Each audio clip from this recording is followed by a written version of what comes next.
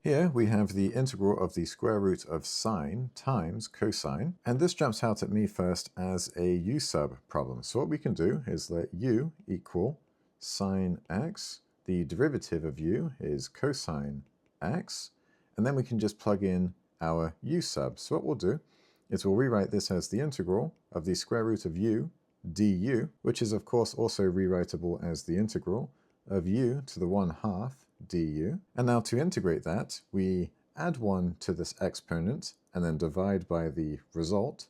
So what we'll have is 1/2 plus 1, which is 3/2. We'll have u to the 3/2 divided by 3/2, and then we'll flip and multiply this denominator, and our result will be 2u to the 3/2 over 3. Now to write this more cleanly, we can go ahead and officially solve the integral, integrating that to get 2/3 u to the 3/2 and then plus a c. Because this is an indefinite integral, we have no limits, so we must add a constant. Now, to finalize this result, we must simply plug back in our u, which in this case is sine x. And so what we get is 2 times sine x to the 3/2 over 3 plus a constant. And this is the result of our integral. If you have any questions, or if you've got any other calculus or physics problems you'd like me to work through, leave them in the comments below. Otherwise, I hope that you found this helpful.